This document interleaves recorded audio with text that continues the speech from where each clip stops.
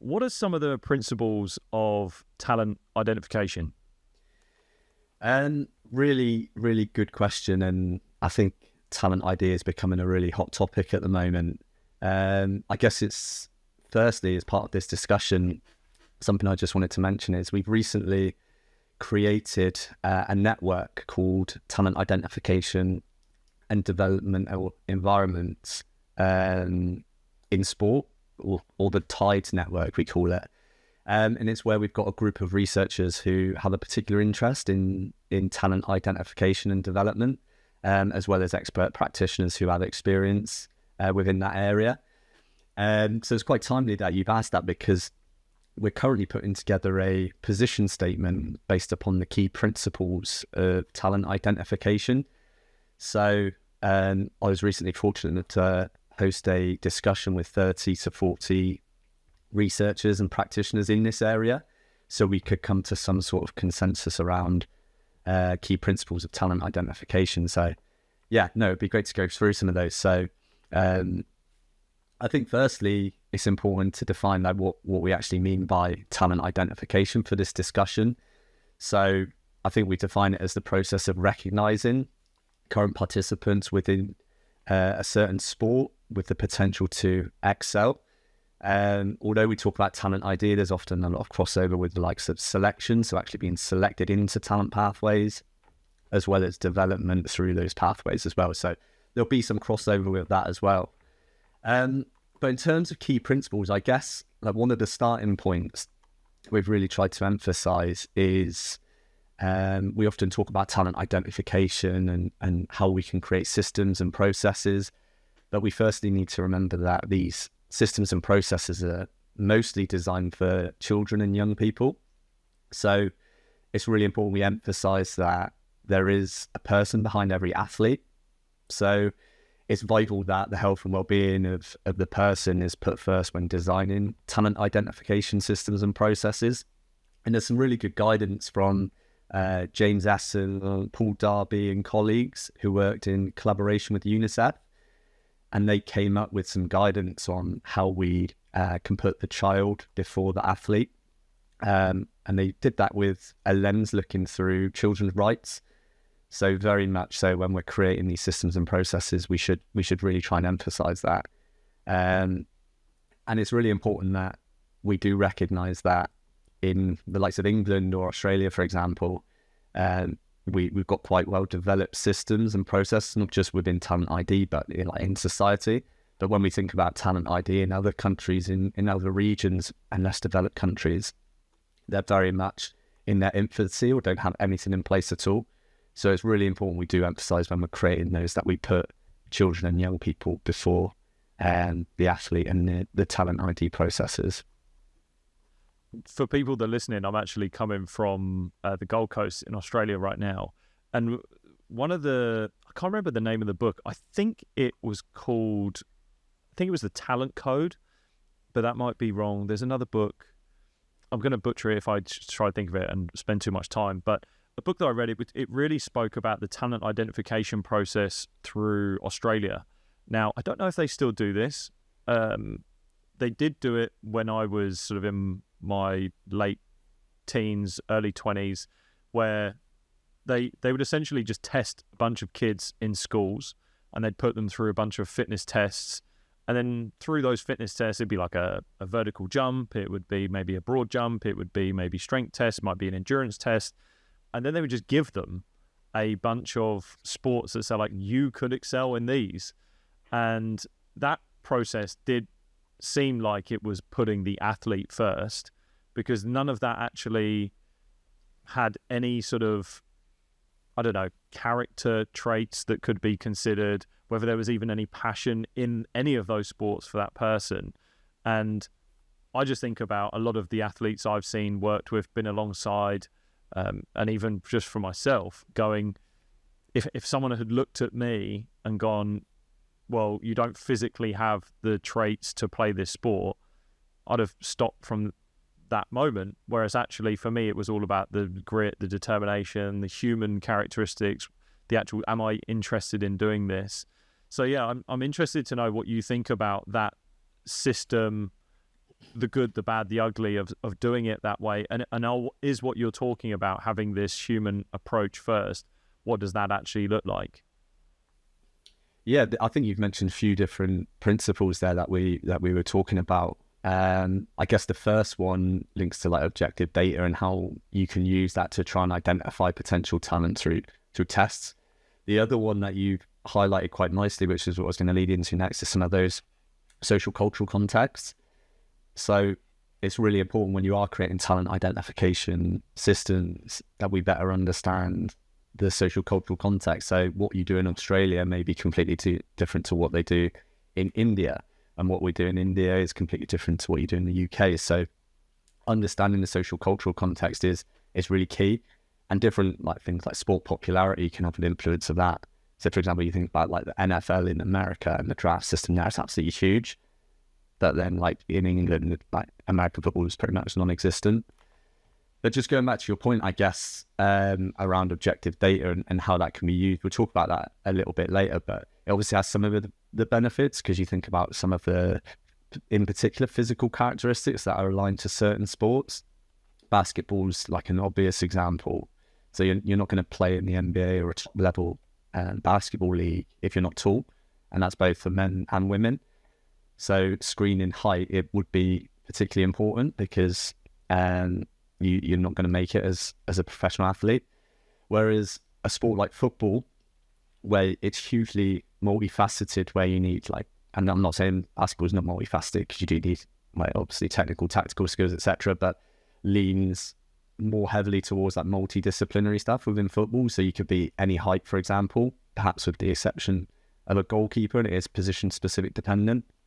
And then you do need different skills for different positions, etc., etc. So I think it can be useful, and we can talk a little bit more about that later, and how scouts and coaches actually observe some of those traits within the sports. But I do agree it takes away that human element, and ultimately could potentially take away that enjoyment and fun, which at those younger ages is something that you want the kids to have, because that's ultimately what inspires them to then subsequently try and become a professional athlete within that sport. So yeah, I guess like with the next principle you were talking about, like what they do in Australia, and one of the things we don't want to do across all these different countries is have like a copy paste approach. It's really nice to have like good practice examples and like take different things that different countries are doing, but things like sport popularity and social cultural context are really important when designing talent ID systems. That also links to like different views or cultures within the country. So you might have countries like who are individualistic, who put the individual first, or you might have collectivistic groups who put the group first. And it's really interesting. You can also have that within country as well. So if you think about, we did some research in England specifically, or with the England Wales Cricket Board, and UK is vastly diverse. We've got lots of different communities and groups from different ethnicities, and cricket is obviously a really popular sport for South Asians, and in England we have around 30% of the recreational participants are from British South Asian backgrounds within the male pathway. A slightly lower number within the academies, but it's still a huge overrepresentation compared to the national norms, which is around 8-9%.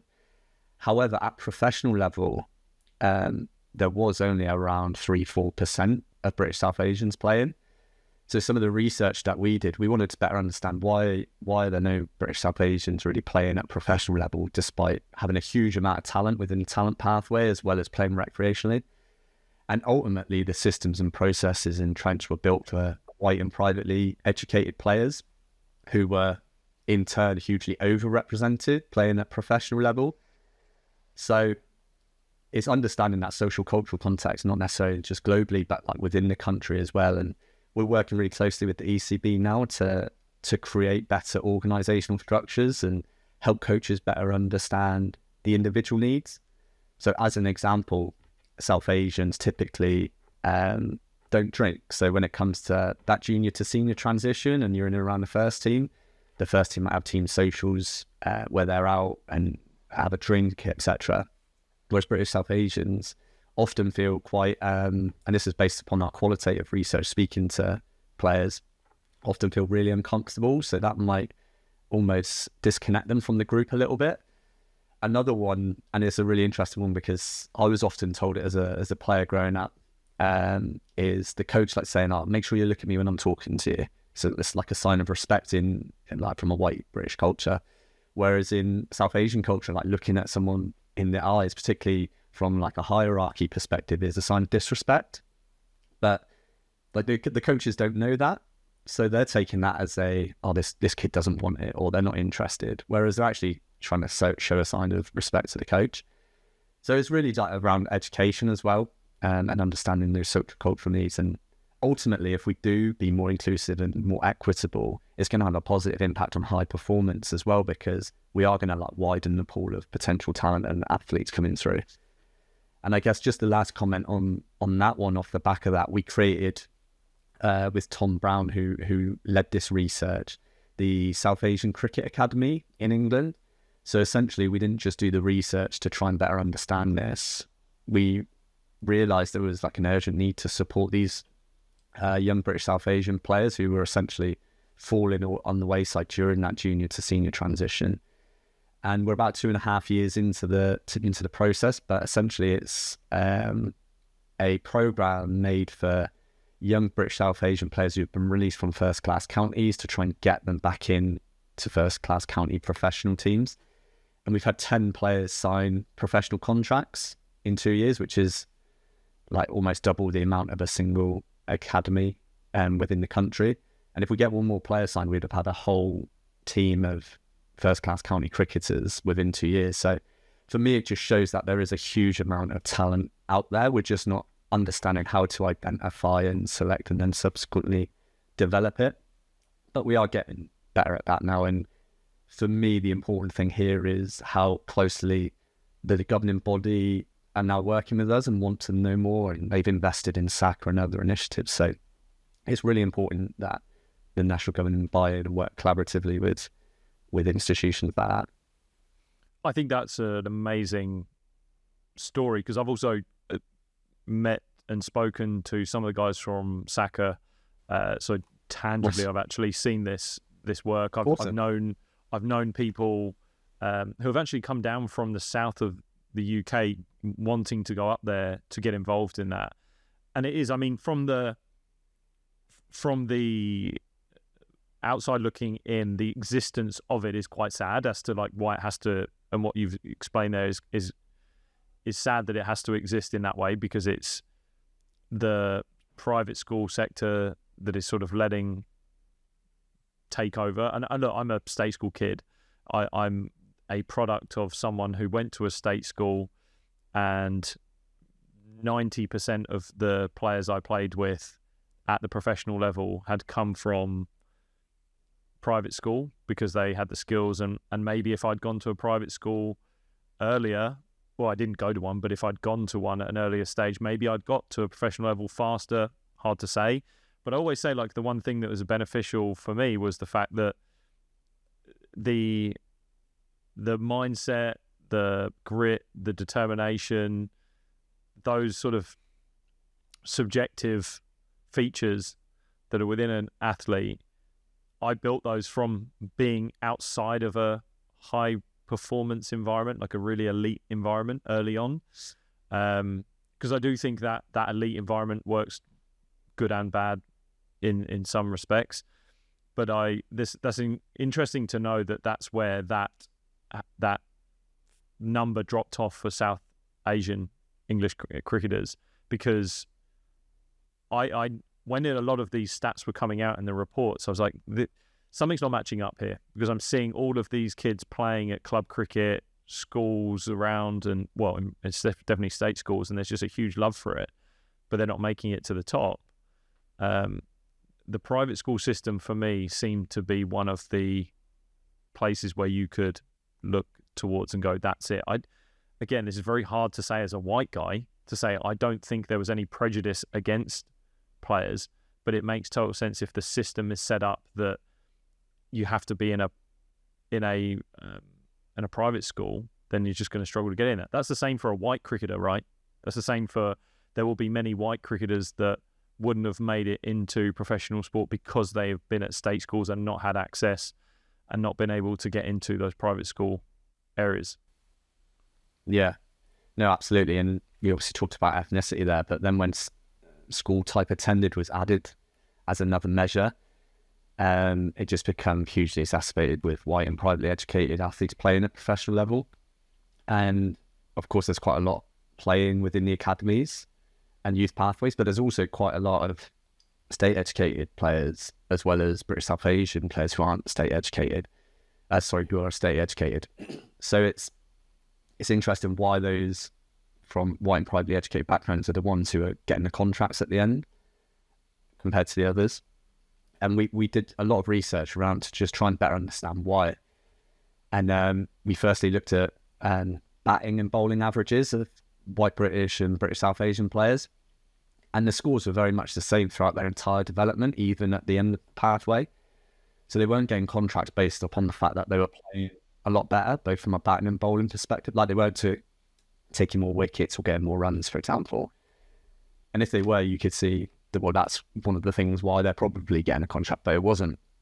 But yeah, like I said, we started speaking to the players themselves as well. And there's a lot of myths around like British South Asians as well. Like, they want to be doctors and lawyers, popped up a couple times.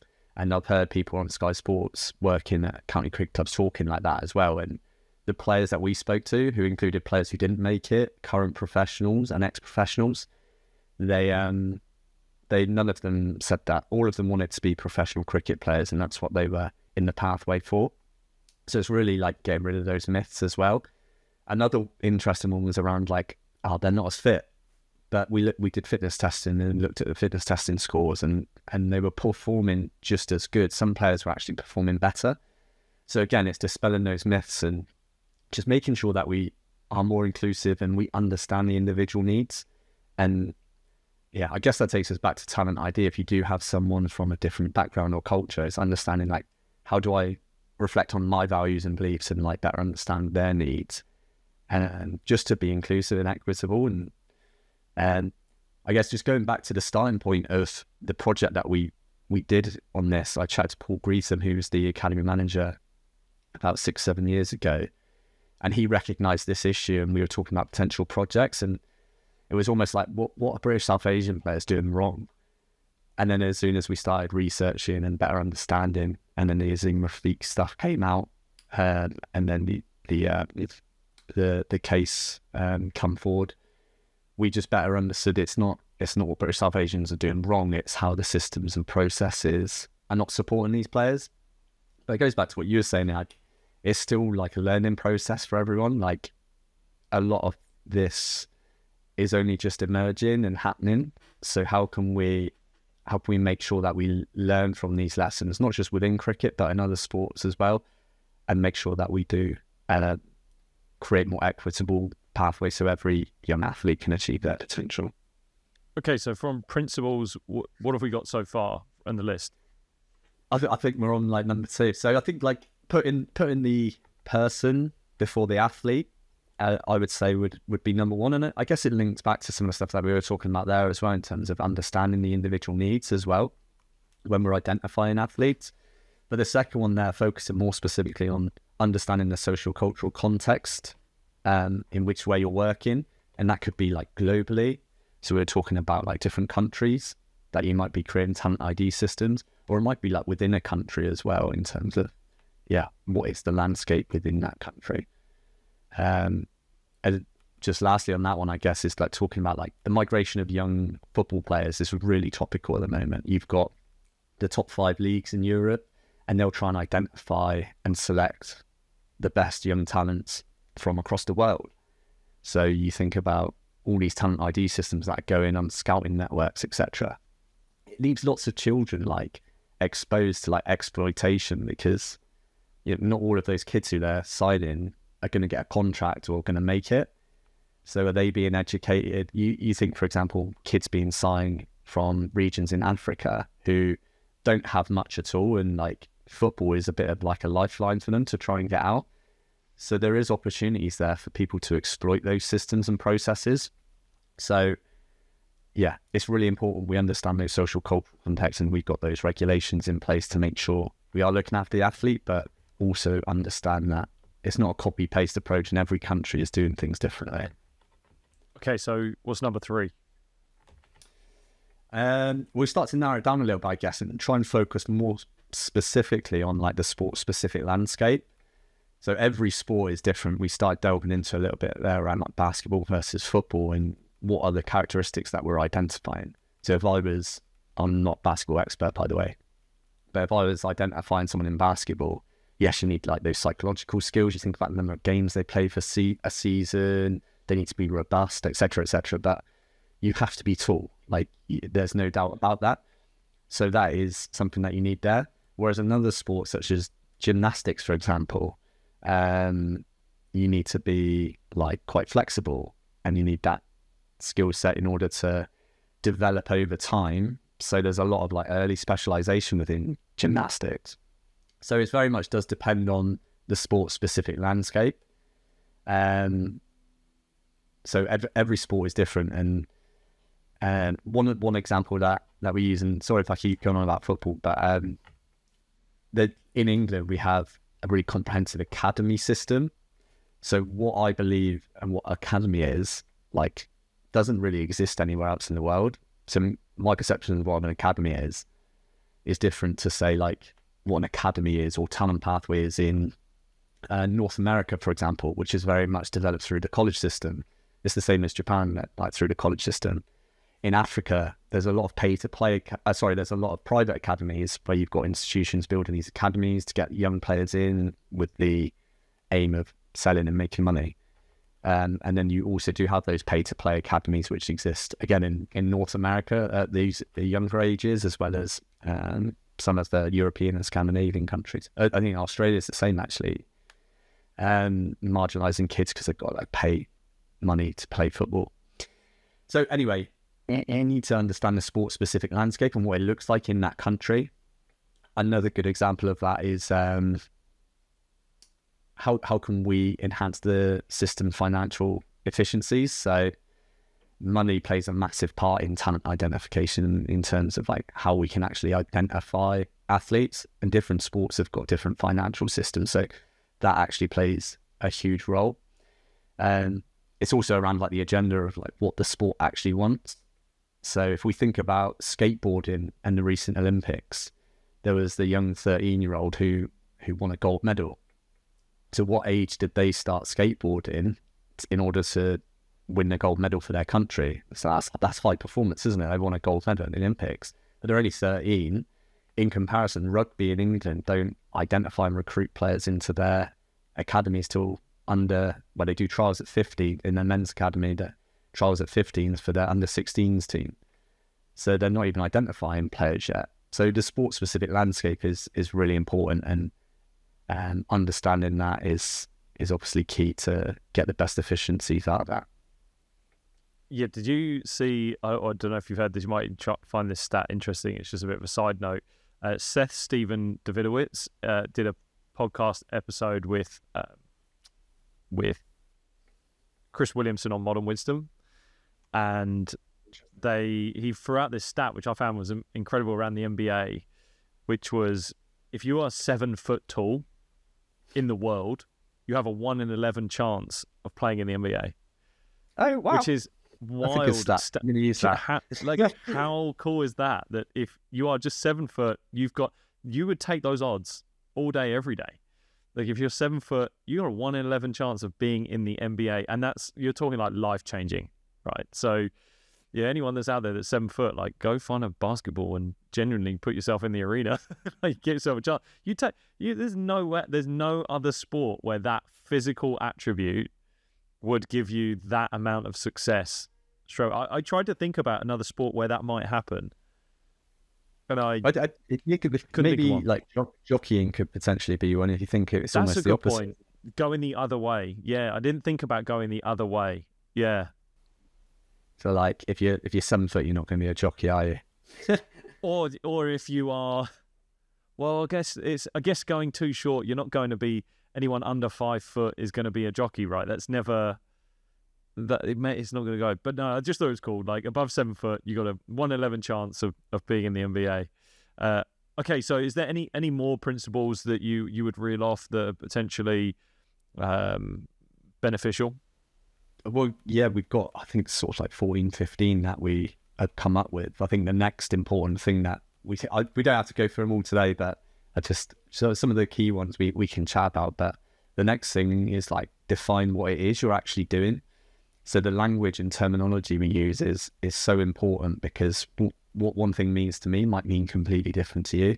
So for example, talent identification is actually quite blurry in itself, because are we actually identifying talent or are we selecting the talent? So there's blurriness there, but also like, what does talent actually really mean? And what does it mean to the organization? So like what I think talent is might be completely different to like what you think talent is. So what you're then going to go and identify would be potentially different to what I would identify. So it's important like organizations or clubs have like clear definitions and principles of like what it is that they are actually doing. So then everyone working in that organization works towards the same thing. Would you, just to cut in on that, would you say that even that could change depending on age? So your idea of talent at, say, 14 years old is completely different to what you would believe talent is at 16 years old, right? So if you're identifying someone at those different stages, I think of, say, the cricket system out here in Australia. I actually kind of like it, and I've written some stuff around why this system I think is better than our cricket system in the UK, just because and we get onto like, say, relative age effect in a minute, but like they have age groups of 15, 17 and 19, whereas in the UK we go from under 10, 11, 12, 13, 14, 15, 16, 17 all the way up to 18. And the thing I kind of like in it is that there's younger guys playing with older guys, but then there's just in that clear 3 group process. I wonder whether there are certain criteria in which they define talent at those different age groups, right? So I'm just wondering whether age could play a factor in what you define talent as. Yeah, definitely. And that's a really good question. And I think something that we talk about a little bit later in terms of like key principles is like a shared mental model. So like everyone coming together and co-creating their understanding of like what talent ID is, but not just doing that in terms of generally, also based upon those different ages and stages of development. Because like you say, like if you've got English football academies identifying players at 8, 9 years old, what talent looks like or is at those ages is completely different to what they would be identifying at under 18. So yeah, it's a really good point, and like defining what you're doing and having that alignment like with your philosophy as well is really important. I don't think it just necessarily means like what talent means, but also like the language that you're using throughout. So one of the terms that we're currently discussing at the minute and work quite closely with Joe Baker and Katie Johnston in University of Toronto, and we've been doing a lot of stuff around like the language that we use within talent development research. And one of the things that we're talking about at the moment is the word potential. So like you often hear on the sidelines, coach talk, oh, that kid's got real potential. But we're like saying like, what does potential actually look like? And Joe's got this potential versus performance matrix. So when you're identifying players, are you actually identifying them based on their potential, or are you identifying them based on their current performance? Because what a lot of people do, and you can't blame them, because how do you actually identify potential? But a lot of players or athletes will be identified based on how good they are at that moment in time. So essentially their age group performance. But really, we're not looking at how good they are at that moment in time. I think rather than saying performance versus potential, we perhaps say performance and potential, because I think potential is like a proxy for potential in terms of you have to be good at that moment, else you're not necessarily going to be good long term. There are examples where that's not necessarily true and you can have that talent transfer, but particularly in popular sports, you're going to have some sort of ability or skill. But I think it's almost like looking into a crystal ball, particularly like the younger you go in terms of like what potential actually is. So is potential having the ability to actually succeed in the longer term? And if it is, like, what does that skill set look like in those age groups in which you're identifying those kids? And I don't think like anyone really knows, which is why we then identify based on performance, which then leads to things like maturation biases, relative age effects, etc., etc. So yeah, having a clear definition of like things like potential, like we know at this moment in time this kid's like smaller or not as good with their weaker foot or whatever it might be, but they've actually got this skill set which may help them during that development journey to actually excel at adulthood. And again, that links back to the other stuff we talked about in terms of being dependent on the sport and social cultural context as well. But I think defining what you're doing around like clear definition of talent identification, the different processes in which you're going through, as well as like aligning that to your club philosophy and organizational values is really key. So you kind of mentioned it there, but relative age effect, does that play as one of these sort of mistakes that people fall into when it comes to what potential looks like? And I guess for listeners, just for listeners that may not know, what is relative age effect and how does it show up in talent ID? Yeah, I guess that's one of the principles that we were talking about a little bit later, was around like recognizing possible biases and implement strategies. Relative age effects, essentially, if you think about the annual age group, so we were talking about under 9s, for example, those who were born towards the start of the cutoff date, often January 1st in most countries. In England, it's 1st of September. Those athletes born near the start are overrepresented in talent pathways and recreational sport compared to those born towards the end of the selection year. Now, when things like talent identification and selection come into play, those relative age effects become even bigger. So some of the stuff in basketball, for example, that we did with England basketball, you were 10 times more likely to enter their talent pathway as a birth quarter 1, i.e. born in September, October, November, compared to being born in birth quarter 4, which is June, July, August. So for me, that just shows that we're not identifying those who have potential, you're identifying those who are just older. So they might have an older training age, they might be more mature, they might have longer time to grow. And then you have the added complexities of like growth and maturation as well, which, you know, during adolescence comes into play and can exacerbate these things as well. So yeah, that's essentially relative age effects are, and we need to better understand how we can combat some of these, so we are identifying potential over performance. And before we get into some of the strategies, how people can overcome these and deal with them when they potentially see them, the bias that is created from that then, if you see someone who you believe is a bigger athlete, better athlete, just through physical ability, just because they're a little bit older, that then creates this sort of Matthew effect where they're given more time through coaching, they're given more, okay, I'm going to give you more facility access. It could be just more opportunity placed onto them because they've already had this bias. This is something that we see, right? This is something that this is a sort of bias that you're talking about that could occur. Yeah, there's a really good paper from Dave Hancock that talks about those social agents. So if you think about parents, coaches, peers, and how they will influence how you perceive yourself as an athlete and as a person, relative age effects are hugely influenced by all those stakeholders or social agents. So for example, if I'm a coach and I select a birth quarter 1, that player then thinks they're really good because they've been selected and now they're in academy. And then another positive thing on like confidence, but also access to resources, facilities, trajectories, coach-athlete relationships, etc., etc. And it also has an influence on like how the parents perceive them. So, my son or daughter is excellent, and like I really need to support them in this area, and they get great support. And then also the peers, not necessarily just peers like within the academy, because like everyone's selected within that, but like outside of that academy or talent path. Sorry, I keep saying academy, talent pathway. They'll perceive that person as like the best in their area or the best in that sport. And then that will have a knock-on effect on how they feel about themselves. I'm like, oh, I'm not as good as that person, or I'm not as... And like those are like often birth quarter ones who are getting that advantage and birth quarter fours who are getting that disadvantage.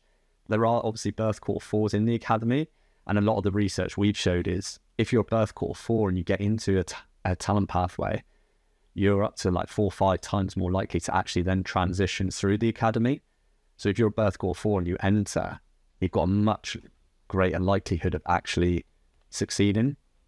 But I think that's only a small benefit to a small pool of athletes, because you're essentially like not helping those athletes who are birth quarter ones because you're selecting them and not necessarily really having a chance. They're just good age group performers. But also the relatively younger players, birth quarter threes, fours, have already made their mind up that they're not good enough for that, and they're not going to compete or whatever it is. So it's really about like creating the best environment for every individual, and creating some of those potential strategies and solutions is really key, and in order to try and moderate some of those things. And an example that I was just trying to get up, sorry, it was the younger you get, the more likely you are to select based on performance, because like what are you actually, how can you predict potential as like an 8-9-year-old? And in England you've got some like academies selecting a pre-academy at 4 or 5-year-old. So you think about an annual age group at an under 5 team, if you're born at the start of the year in September compared to someone born in August at the end of the year, they've lived like 20% more lifespan than the younger one. So if you've lived 20% longer, you've had so much more development than the other kid. So it's naturally going to be the kid who's born closer to the start of the cut day is going to be selected.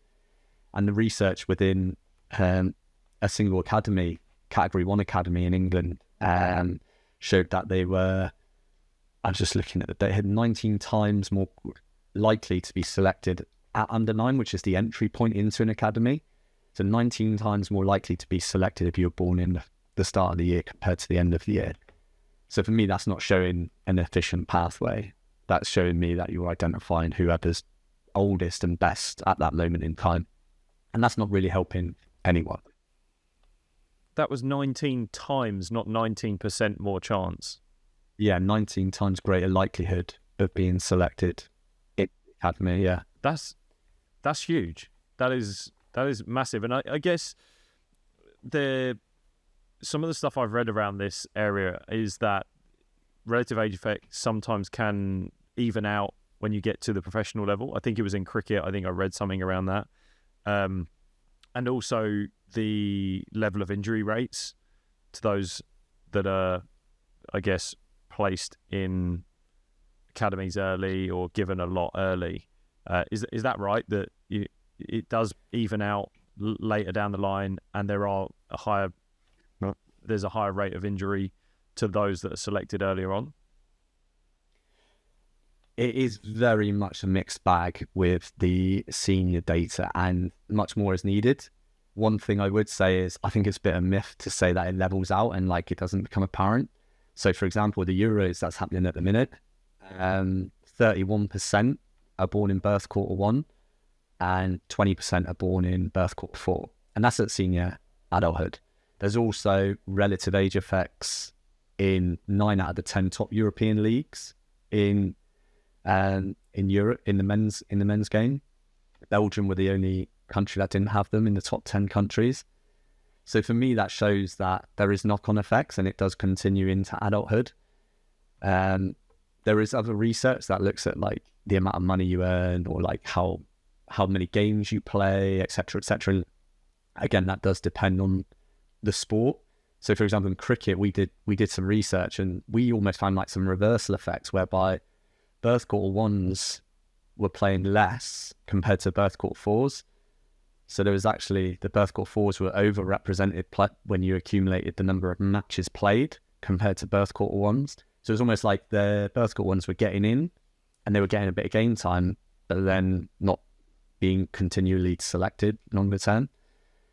So that for me was really interesting because, it was almost showing that birth quarter 4 is once you were in, and then you almost stayed in. Whereas birth quarter 1, once you get in, you're more likely to not play as much.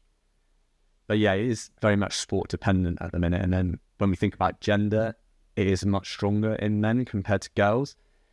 But it is a bit of a myth to say that it doesn't exist in women's and girls football. There's a recent paper from Laura Finnegan and colleagues on looking at the USA pathway, and they showed consistent relative age effects throughout, which got stronger with talent identification stages. So yeah, there's different things that influence it, such as like sport popularity, like more places and competition for places.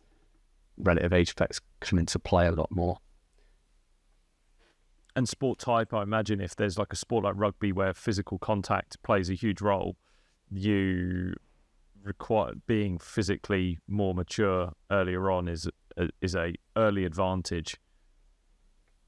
Yeah, definitely. And like I'd say it's like another myth to say that relative age effects occur because of maturation and physical characteristics. I would say relative age effects are very multifaceted in terms of like the psychosocial skill, the longevity they've had to train. And then when you add physical characteristics into the mix, it's very much like it becomes stronger. So the basketball example I gave you, I've not seen relative age effects that strong before, or the football example that we've seen there. But those kids have had like 12 months more growing time. But then when you add like growth and maturation to the mix, we've done some research there, and maturation biases occur at different stages. Like if you think about the year, that's fixed. So you're a birth quarter 1, 2, 3 or 4 throughout your entire development, whereas each individual will start their maturation at a different stage of each other. So you could be a birth quarter 1 and a late on time or early maturer, and the same as like a birth quarter 4 who's a late on time early maturer. But some of the research we found within both cricket and football is if you're birth quarter 1, you have a chance of getting into an academy as a later maturer. Still quite slim, but you do have a bit of a chance. Whereas if you were a birth quarter 4, there's no chance a later maturer was getting in the academy. There wasn't a single one. And there was some interesting research. Sean Cumming and Laura Hill, like pioneers around like biobanding and growth and maturation in youth sport. One of their research studies within a single professional academy showed there wasn't a single late maturer, but irrespective of birth quarter, within their under 15s and 16s. So again, for me, they're identifying the most mature players within that group rather than those who have the potential, who could be an on-time early or late maturer. Where does the sort of psychological skills or characteristics that are beneficial in sports start to play a role? So what I'm talking about here is, and I think I read something around, again, a relative age effect or talent ID paper, which was saying that those that were in the sort of latter quarter banding, because they'd had sort of mountains to climb, they had to fight their way to the top, that had built high levels of resilience, they overcame setbacks more often, whatever it was, they kind of were describing it with kind of more mental toughness. And so I'm interested to know, like, where some form of personality traits or psychological skills start to play a role in this. Yeah, I think that's what age grouping does. It essentially creates different environments for different players based on when you're born and when you mature. So that might have been one of my papers that I've reiterated some of the stuff from a previous paper from Gibbs and colleagues around this underdog hypothesis we called. And it is very much a hypothesis in terms of saying, like, how come birth quarter 4s, once they enter a talent pathway, are more likely to transition? Now, when we say they're more likely to transition, it's because there's a lot less of them, perhaps. And then because there's a lot less of them, once they're in, they might transition. But we're also thinking about it from a developmental perspective. So, for example, if you are younger, you might not take on roles of leadership. You might not take on players as much. You might have to use your physical skills more because you're being knocked down more. You might have to have better perceptual cognitive skills in order to find more space to get on the ball or move it quicker, or whatever sport it is. So it could potentially have a positive impact on development in the longer term, because you are basically playing against, and you mentioned it earlier, how in cricket, like at different ages, but if you're constantly playing against older kids within that setting, you're likely being challenged more within that environment. Whereas if you think you're a birth court 1, you're always the oldest within your group. So where's your challenge coming from? And again, we said like that might be why there's a higher level of dropout of birth 1, because they're not facing the same challenges or developmental environment as those who are relatively younger as well. So it goes back to my point around like, it's about creating the right environment for every individual, not necessarily just thinking about it from an age, like how good are they within their age group. It's about thinking like, when are they born? What's their maturation status? Like, where do they live? What's their socioeconomic status? What's their background? Taking more of like an intersectionality lens around like the individual, not necessarily thinking about how good can my team be to beat the other team, because no one really wants that in development. I really, right, I was going to come to when we go to maybe more strategy based, but I want to cover this now. And it was based around, I see this all the time in cricket, which is you see a big unit of a player playing in their own age group, rightly so, it's their age group, they're completely able to play in it, but dominating that age group, and they become, I'm just, for a better phrase, a big fish in a small pond, and they dominate, they look great, and they do that, and there's very little challenge, like you said. So almost you see their development stifling. There's just no level for them to go because no one can match them. And then what you have seen, I've seen this more often than not, is that when they are then met with that challenge later on, they struggle. And I don't mean struggle physically or skill-wise. Psychologically, they struggle because they have never met that challenge. They've never met that resistance. They've never had to overcome these challenges. They've never had to maybe think that fast, because the pace changes. If you're talking from junior to senior cricket, the ball speed just moves faster, right? So you have to make faster decisions. You've got to deal with all these different challenges. People have got more skill. And so I wonder whether that dropout and that lack of challenge comes from them when they are met with senior challenges, that they just, this is too hard.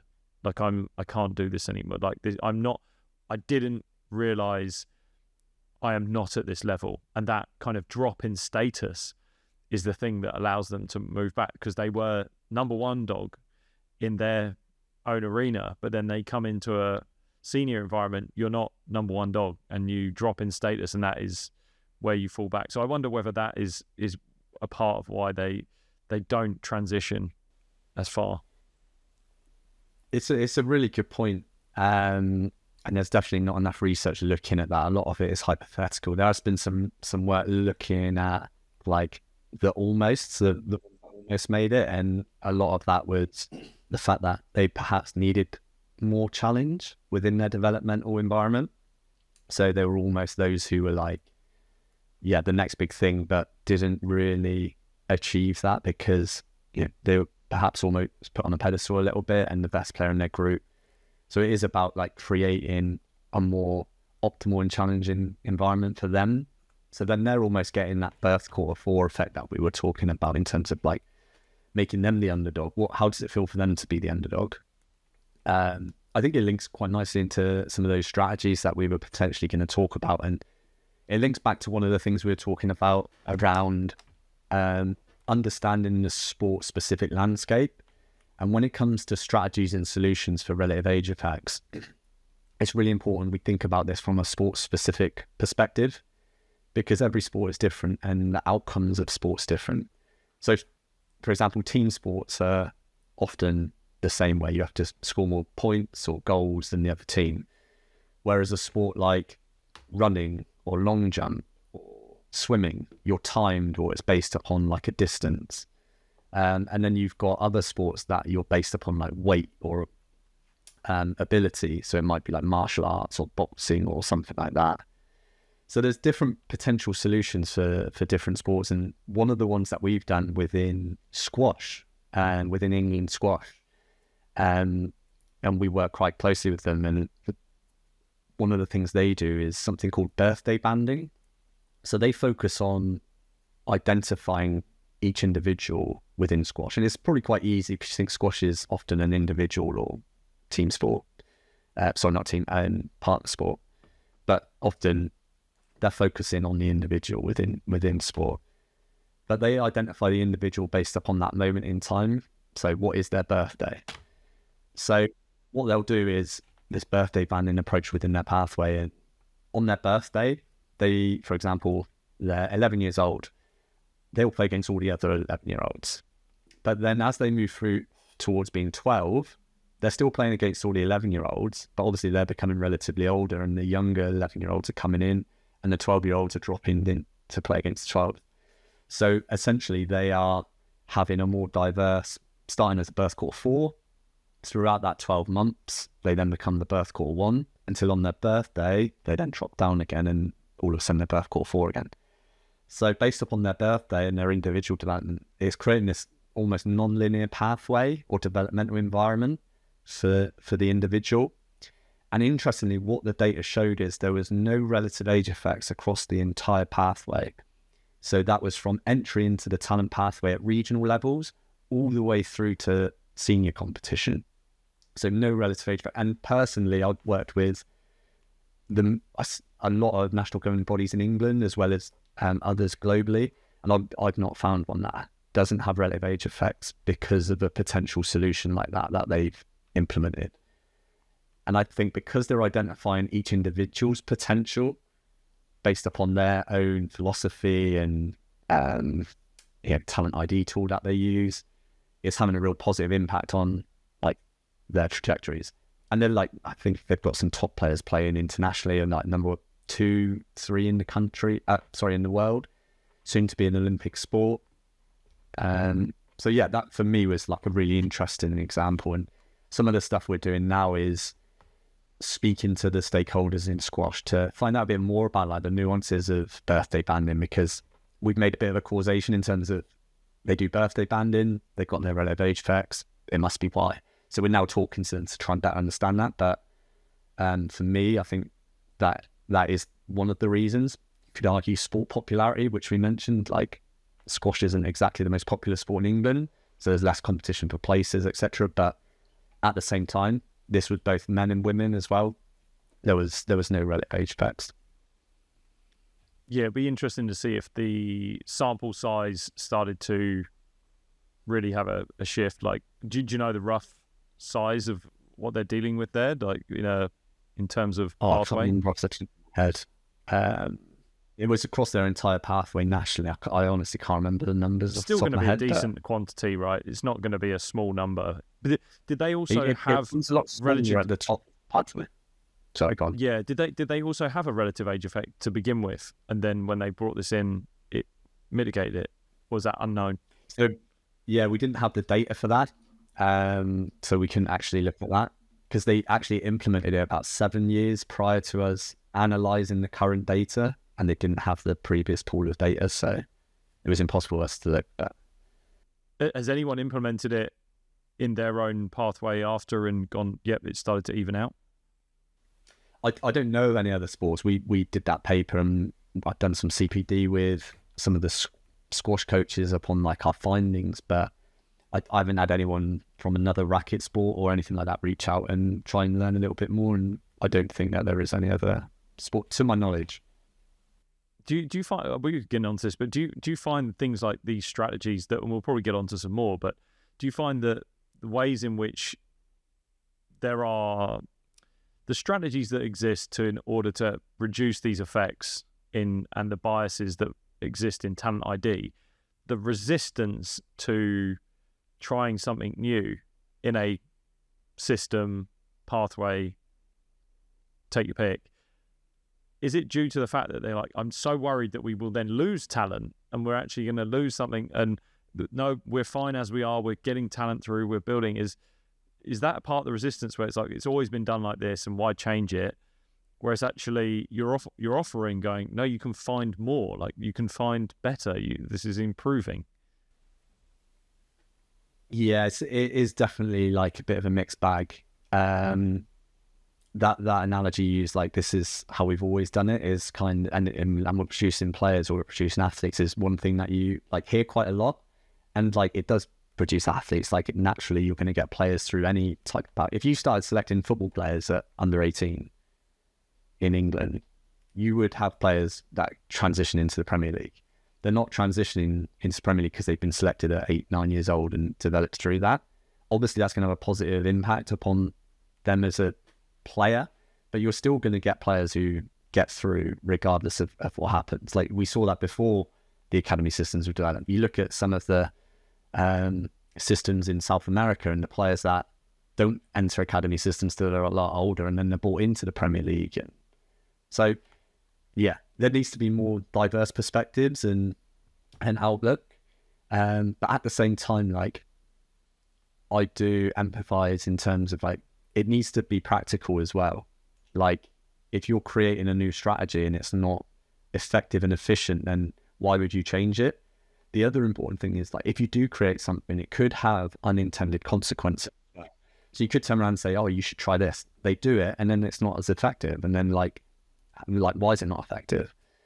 So there was a preliminary research article in New Zealand, and it showed that when they did change from annual age grouping to like weight bandings based upon age and weight, etc., that those who were like younger but went up an age group didn't really like it because they were removed from their age group trends, and there was like a higher level of dropout in sport or in rugby specifically. But there is much more research that has shown like the positive benefits of those different approaches as well, such as biobanding, which has been shown to like challenge psychologically, physically, technically, tactically, across different maturation stages, and that can be used in conjunction with age grouping as well. So you're not just doing biobanding, you don't just stay in biobanding, you do biobanding and you do age grouping. So you're then getting different perspectives. The only thing about that is it's only being offered to those who have already been selected within those talent pathways generally. Like you don't see biobanding in grassroots or recreation sport, for example. So you're only giving those diverse perspectives to a small portion of birth core fours or a small portion of later maturers, because there's not many of them in the pathway in the first place. So it's almost like that Matthew effect you were talking about. They're getting now more diverse perspectives because they're getting better grouping strategies, etc., etc. But that sort of stuff should be implemented during talent ID, so you're identifying those who could excel within those environments. So yeah, that's a really important point. What other strategies are there that you've got for us? So like I said, a lot of it is sport specific. So in football, if you think about birthday banding, it's quite easy in an individual sport like squash because you just focus on the individual, and some of the preliminary conversations said like how fluid the approach is and like playing across age groups, etc. In football, like that would be chaotic because you've got players, or rugby or whatever it is, like moving players up as soon as it's their birthday is, for me, it wouldn't work. And I would also see it as like a downfall in terms of creating that group dynamics in football, which I think is really important, like developing those relationships within a team, because football is a team sport, rugby's a team sport, and you need to understand how to work within groups. So if you're moving up constantly and players moving in all the time, it's probably not healthy either.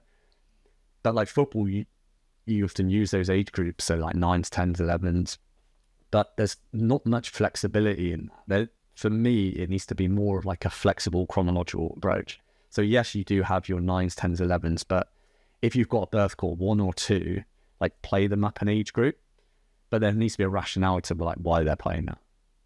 So like you're almost creating that birth core 4 effect by moving that birth core 1 up because they're too comfortable in their own age group. And like you mentioned, they're not just like cruising in their age group or facing those setbacks and challenges. They're moving up an age group, and now all of a sudden they're the birth core 4 or birth core 5. And they now have to like work harder to get a place in the team, or they now feel uncomfortable taking on roles of leadership because they're not the oldest in the group, or they're not the best technically and tactically. So they have to like think about moving the ball quicker so they get closed down. So it's really important that we think about how we can move across age groups. And I say across because the language of playing up and playing down, I think, creates like this perception of you're really good or you're really bad. I can go into that in a minute, but I previously to working at Birmingham City University, I was head of sports science at Exeter City Academy, and I did some research on playing up, and we had, I think it was 15 players playing up in the foundation phase, so the 9s to 11s, and then 13 players playing up in the 12s to 16s, and there was 14 out of the 15 who were playing up in the foundation phase were birth quarter 1 and 2, and then I think it was 11 or 12 out of the 13 in the youth development phase who were birth quarter 1 and 2. So for me, it perhaps creates that opportunity to move those who are older up an age group, so then you are like being challenged and stretched. So again, it is about creating that optimal environment. But then when we think about it the opposite way, and we use the terminology of like playing down, and to be fair, cricket use it quite a lot, I believe, and it was something I was really keen to like research more, particularly around like how the players feel about playing down. But there's actually no research on playing down. I really want to do a study on playing down, but we don't really know what playing down means to the athlete and the player and the coach. So I'll give you a hypothetical example. Like, we did some qualitative stuff around playing up, and the players' perceptions were that it gives them perceptions of progress in football, and it gave them perceptions of challenge. So for me, those are real two positive things. There were some other considerations there around like potential injury, playing with bigger players, and like the confidence stuff that we mentioned, but overall it was a real positive experience. But I would see playing down as something like negative, like you're not as good, or like I'm not good enough to play in my own team, my own age. But for me, it would perhaps create a better environment for that athlete, because they're not necessarily as well developed or old enough to play with those older players within their age group. I'll give you a really good hypothetical example. So I was watching a program with, it was actually Soccer AM, and John Stones was being interviewed, and the question was, what was your first tears in football? And he said, my first tears in football was when I was playing at Barnsley Academy, and I was told I was going to be playing down an age group. So he was brought in with his parents, and he was told he was going to play down an age group. And he talks about how like he was devastated, like he was gutted. He didn't think he was good enough to play with his own age group, etc., etc. But he then says like how that actually was like a really positive experience for him in the longer term, and it was actually creating the right environment for him. Whether that was because it created an actual setback and he was like, no, I'm going to prove that he's wrong, or whether it was actually because it was the right environment, because he was perhaps a later maturer or birth quarter 3-4. Don't actually know the mechanisms of that, but it's possible to say, like, based upon what he said, like that actually helped him. And there's other players that's happened to. I think like Theo Walcott, Oxlade-Chamberlain, there's examples of them playing down in an age group. And then like playing up, the same question on Soccer AM was asked to Harry Maguire, and he actually talked about how he used to like play up an age group. Not this, it wasn't first tiers, it was something else, but he talked about how he played up an age group when he was a kid. So if you think about like the last World Cup or the Euros, we had John Stones and Harry Maguire playing together centre halves, and then both of them talked about how they played up and played down throughout their development. They were like across age groups. It's like really interesting that they had those different experiences growing up. And for me, that just shows or emphasizes that it shouldn't necessarily be this one size fits all approach. Like you're an under 10, you're an under 11, you're an under 12. You should have that flexibility to move players across age groups. But for me, playing down, we need to understand more, because John Stones might have overcome that adversity. But for me, that's not necessarily a recipe for success by playing lots of players down, because if I was told I was going to play down, I don't know how I would have reacted, or if you would have reacted. But we need to learn more about like how we can play across age groups and how that could be implemented into policy. But when we think about grassroots football in England, like it would become so competitive, like with league structures, or you've got these players playing enough, or you've got these players playing now. In academies, I think it works quite well. Coaches will often like phone each other up and like tell each other, I've got a couple of players playing up this weekend, or a couple of players playing down, and they work together to try and do that a little bit more these days. But yeah, I think playing across age groups could potentially work as alongside things like bio banding with team sports.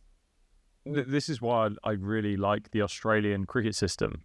Like I like the fact that they have 2-year staggers between 15, 17, 19, and there is a genuine consensus of you being a first year or second year, right? So I think they give, again, this is probably different, but they give a little bit more sway to those in the under 17s, right? But have just gone in having graduated out of the under 15s.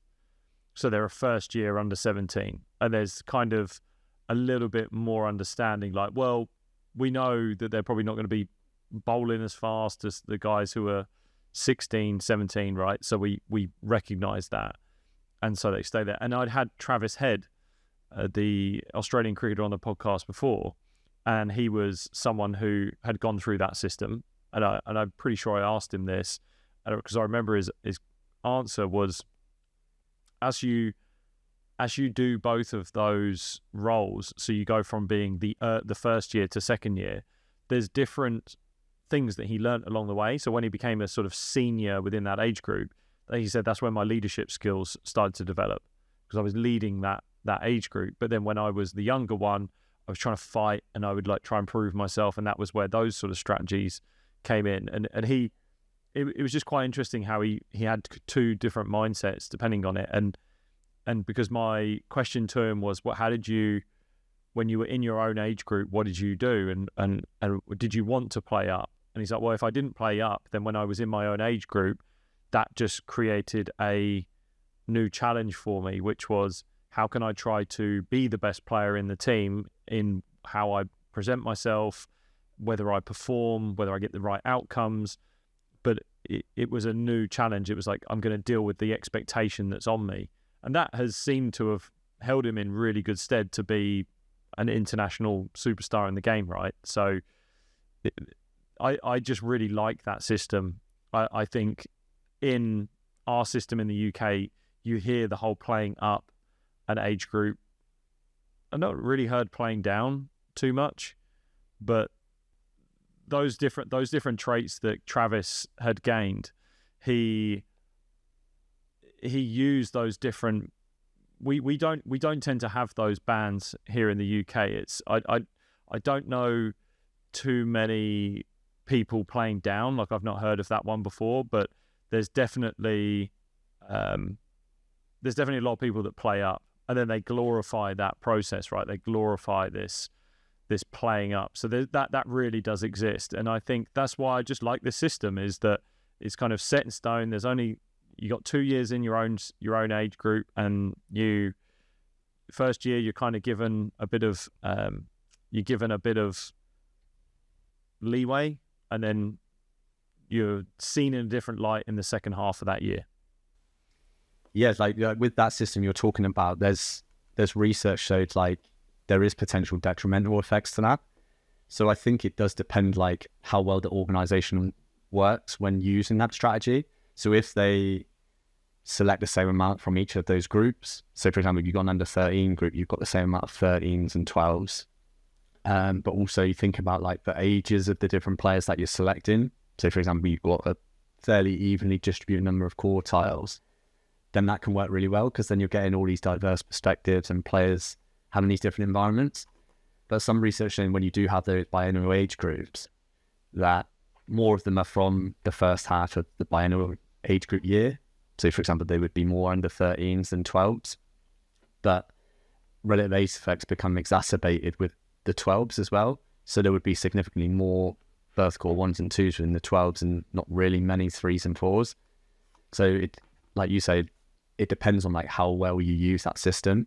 And if you use it in the right way, then it can create better environment. I know there's a lot of academies in football in England that have started working in those silos, they call them, where they've got like dual age groups or biennial age groups. So they play like across their silo depending on like where, but they'll still have like the single age group. So at the weekend they'll play 13s and 12s, but you've got more players that like play across. So yeah, I think how the organization uses that is how well that could potentially work. What other strategies have you got to? I know we're how we're going for time, but what other few strategies might you have up your sleeve for people to best identify and deal with any biases that happen in talent ID? So I guess one of the ones I was going to mention, I've personally not researched it, is around like corrective adjustments. It's actually been designed in Australia with Stephen Cobley and some of the Australian swimming team. That essentially it takes into account the relative age, the maturity status, and the swimming performance of the athlete, and then it adjusts their score based upon that algorithm, and then will give them a more accurate representation of like how well they have actually done within that swim performance. And then that is potentially a really good proxy for potential, because obviously the more mature you are or relatively older you are within swimming, you're going to be a faster swimmer within like 12s, 13s, 14s, etc. But if you readjust their score based on their age, maturation, it then gives you a more accurate representation of how well they have actually done within their performance at that moment in time. So if you're a birth cohort 4 and a late maturer, there's no chance you're beating a birth cohort 1 who's an early maturer. But if you readjust those scores accordingly, you might actually see that birth cohort 4 late maturer might actually be really good. They're just, at that moment, behind in their development and relatively younger. So if you give them time in a developmental environment, they might actually be the ones who succeed. And there's been research showed it's the same as running. If you think about like selecting athletics athletes, like that's predominantly, obviously there's some psychosocial skills involved there, but predominantly based upon your physical performance, like how good you are physically, like how far can you run, how fast can you run, how far can you jump, etc. So the more mature you are, it often with males coincides with better physical performance. So you're going to be able to jump further, run faster, run quicker. So if you're selecting based on performance, those who are early maturing are just going to be selected. And there's some really good research from Paolo Brustio in Italy that's looked at some of this stuff as well, and basically showed in athletics that childhood or youth national performance is not really a predictor for senior performance within athletics. So why would you select in athletics and create talent pathways for a small minority if it's not really a predictor for who's actually going to be your senior runners or athletics competitors at adulthood? So really thinking about how you could use things like corrective adjustments to readjust scores for individuals and perhaps like widen your pool or create a broad base of potential athletes.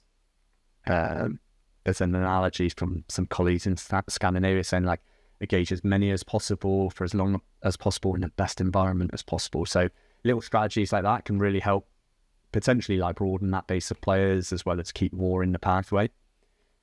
I guess the last thing I was going to mention around, I don't know if you had any comments that you was going to mention. Well, only just because that those seem to work more towards the kind of like, I guess, objective results based sports. And I mean that by, you're talking about swimming, it's times, running, it's times, cricket, sometimes football, rugby. While you can objectively measure performance through runs, wickets, things like that, there is so much of this potential that comes into it, right? They have got some of the attributes that I really like because I saw this person 50 years ago that had those sort of attributes and will hold on to them for a little bit longer. So it becomes much more subjective in your ability to identify that talent. So I like this. I've never heard of this before and had never considered that's a great way in taking those really objective based results and leveling the playing field a little bit. Yeah, you should reach out to Stephen Cobley and Sean Abbott, who have done a lot of work in that area, and Paolo Brustio as well in Italy's, and some Michael Raman.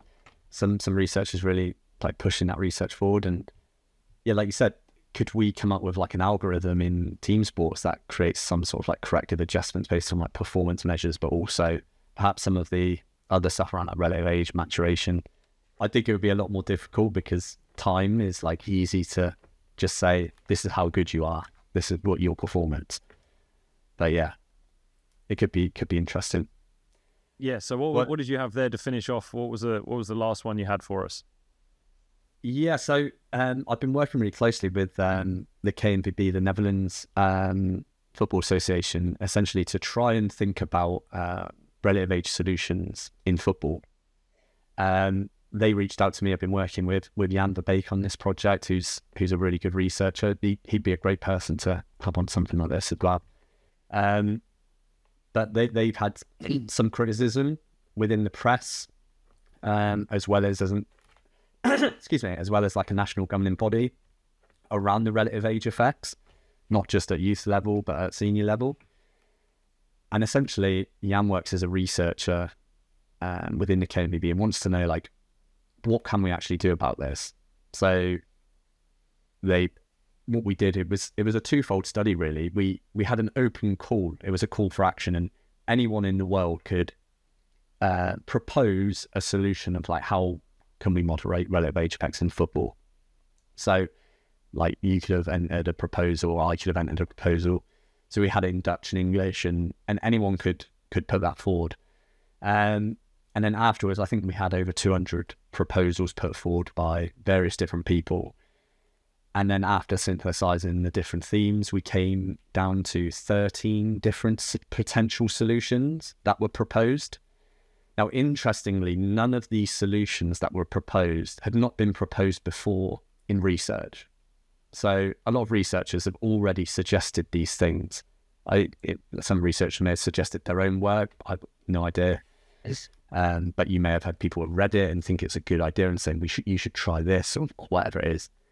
But even more interestingly, when we actually delved into it, only 2 of those proposals that had been put forward had actually been tested and evaluated in football. So, and I'm guilty of this as well, because I've wrote a lot of relative age work. What a lot of relative age researchers will do is show this phenomenon and say, we need to do more about it. It exists. We should try this, or we should potentially do that. But then nothing's followed up. And then nothing's done about it. Now, in my defense as well, but in research defense, like, it's quite easy to do a relative age paper, because you look at the data, you observe it, you work with a national governing body, you try and help them understand that this exists in their pathway. Now, to try and test that, it links back to what you were talking about in terms of you have to change, like, a culture now and try and get them to do something that they've not always done, to try and do it better. But not only do it better, it could potentially, like I mentioned to you before, have those unintended consequences. So there is a risk involved as well, I guess, because it might not work as effectively. But yeah, to only have 2 of those tested was actually quite crazy to think that there's hundreds of relative age studies in football and only 2 that exist that have actually trialed potential solutions. So the first one's a really simple one during talent identification, just age-ordered bibs on players. So the scouts or observers, recruiters, whoever's selecting or identifying is consciously aware of, like, the age of the individuals that are playing.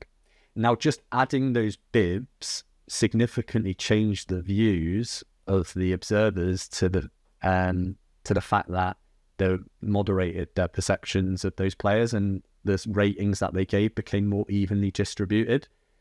Whereas before they did that, they were just essentially showing how the older players were the best players within their scouting reports. So just small strategies like that can really create, like, a big influence of, like, how coaches or recruiters are actually recognizing players or athletes when they're competing. So just seeing, like, a birth court 1 and 2 playing against each other and seeing that it is a birth court 1, that is just not the birth court 4 of football. Like, for me, having that clearly aligned or clearly shown, because there weren't bibs, would really help, because, you know, that might be the reason why.